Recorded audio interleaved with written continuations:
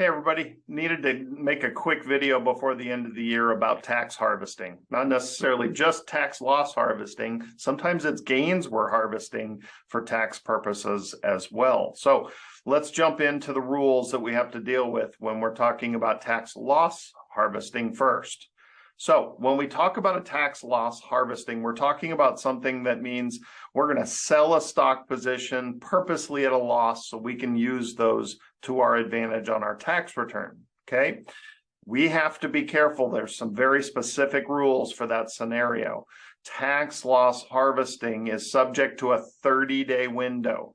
We cannot buy any similar investment within 30 days. Okay, that's before and after the sale of that. So if I sold Apple stock, well, that's probably not at much of a loss if it is, but let's say we sold a stock at a loss. We can't rebuy that same stock or any similar stock within 30 days. Before or after, they're going to consider it a wash sale, and you won't actually get the losses recorded on your tax return. Okay, you're not required to sell the entire position. You can just pick which stocks you wanted to sell so you can maximize the losses per stock sale. Short-term gains are offset by short-term losses. Okay, we have to be careful about short-term. That's within a year. If you buy and sell within a year, that's all short-term gains and losses, and that's at much higher taxation. So if you're going to have short-term gains, you might want to go find some short-term losses to cover it. Okay. You can also purchase vehicles, investments that are unlike the one you sold. Okay, so you are allowed to reinvest the money, but you can't reinvest it in a similar investment. So if you sell a stock, sell IBM stock, you could buy a biotech mutual fund. You could buy a bond. You could buy a fixed annuity. You could do whatever you want as long as it's not similar to what you sold. Okay, gains need not to adhere to these rules. So the loss harvesting is very specific to selling a position at a loss. But if you're choosing to sell at a gain, which we'll talk about why in a second, if you're choosing to sell at a gain, there are no wash rules. You can sell and rebuy in minutes, and you can take that taxable hit on purpose. Okay. Certainly our government wants your tax money, but if it means good things for you, it's probably a good idea for everybody then. Okay, so tax loss harvesting has a lot of rules around it. You can't rebuy a similar investment within 30 days. Tax gain harvesting, no rules. Go for it. Have fun. Rebuy 2 seconds later if you want to. So let's talk about why we would do some of these things. Okay, first off, especially in times like we're in right now, we need to think about rebalancing our portfolio for our personal needs. Everybody's in a different position. Maybe you're approaching required distributions and you need to pull back risk. Maybe you're approaching retirement and you want to pull back risk. Well, it's never been a better time to go out there and find safe investments. We haven't had interest rates like we have right now in the safe investing world for the last 20 years. Okay. We're seeing 5% 5-year fixed rates right now. That's pretty darn good. You can get corporate bonds in the 5% range in the AAA quality safe investment style. Now you got to go out 30 years for stuff like that, but just so we understand, we've got good, solid, safe investments out there, over 5% at this point. So great opportunities to readjust the portfolio, use some of this to your tax advantage, and get yourself into a more comfortable portfolio. On the flip side of that, if you're more aggressive, you might want to take some opportunities. Often there's opportunities out there towards the bottom of a market. I'm not saying we're at the bottom of the market. I'm saying sometimes there's opportunities where stocks get oversold, overzealous. You know, we see pullbacks in stocks that really are solid, good companies, and it's an opportunity to buy. So maybe you want to harvest some of your positions in things that you don't have as much faith going forward in, and adjust it to things that you think are a great opportunity to buy. So when we're in a market that's been going down like it has, sometimes there's some gems out there that you might be able to add to the portfolio. So more speculative way of investing, but you can take advantage of that opportunity on year end by getting some of those losses on the books for your tax return, harvesting some of those gains so you can have the wash on the tax return side of it, and then reinvest it in an appropriate way for yourself. The other side of this, from a tax standpoint, why do we do this? Well, there's a few things. If there's losses in there, we can write those off against income. Now, they cap us at $3,000 a year above the gains in our portfolio. Okay. Losses and gains in a portfolio are considered passive. They can wash each other, but they can't wash our W-2'd income up, except $3,000 a year. Okay. So if I have $10,000 in losses, make it easier, $9,000 in losses, that to me is a negative $3,000 on my tax return every year for 3 years. Okay, so it reduces our taxable income, the Social Security, the required distribution, the W-2'd income, the pension income. It reduces that income by $3,000. So we're slowly taking advantage of it, but we are taking advantage of it. So that'll carry forward for as long as it needs to.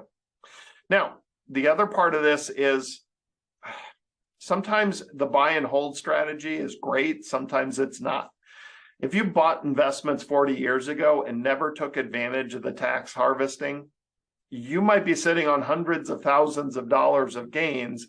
And the thought of actually selling any investment at any time scares you because it's all taxable all at once. We want to try to avoid that. Look, I'm a big fan of buy and hold. I'm a big fan of this. But if you're going to need this money for yourself, you have to think through the taxation.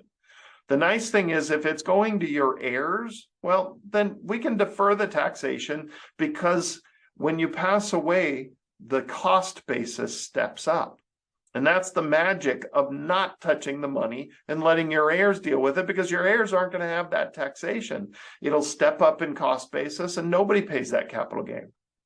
But if you need the money for yourself, then you should always be proactively looking at that portfolio at the end of every year, selling some, buying some, moving some stuff around, keeping the taxation in there under control. And so how do we do that?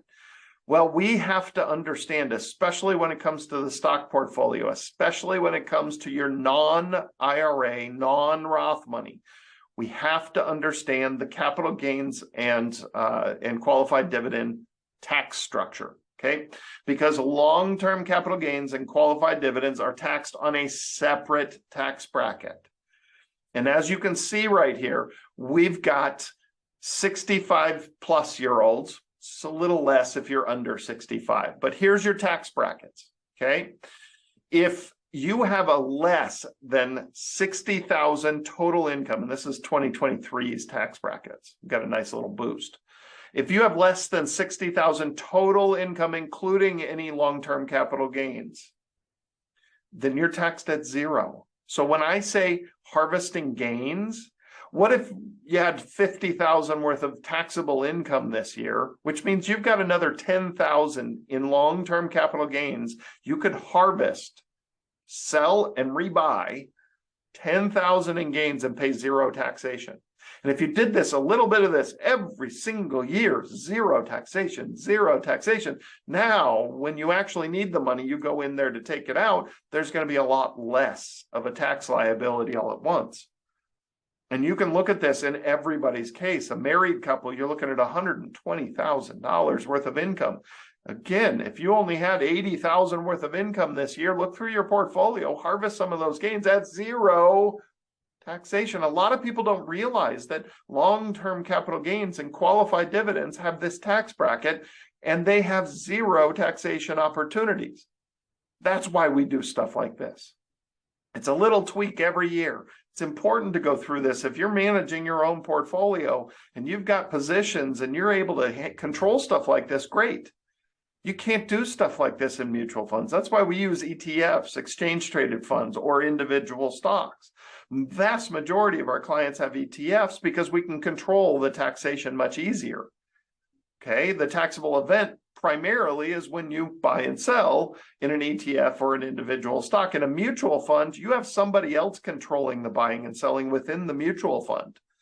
And you can have taxable events all the time. So in your after-tax part of your portfolio, this is why I'm a huge advocate of getting rid of any mutual fund you have in the after-tax part of your portfolio. You can't control your taxation. You can't do this tax loss harvesting. You can't do tax gain harvesting either. Okay, so just hope we understand the reasons on why we would do some of this stuff. It's a good idea to create taxable events on purpose. I know that sounds really weird, but we're choosing to do things to pay little to no taxation. We're choosing to pull IRA money out a little bit at a time to reduce the overall taxation on your portfolio. We're choosing to sell a position and rebuy it just to get that taxable event to happen. It's hard for an advisor to do it without sitting down with you. So if you need to do stuff like this, the advisor needs to understand taxation, and you need to understand all your taxable events through the year. Okay, so it takes a combination of you and a good advisor that understands taxation. That's so important, and why this can be a great little add-on at the end of the year to be able to harvest some of these gains and utilize some of this tax-free tax bracket that you do have, that you may not even realize you have.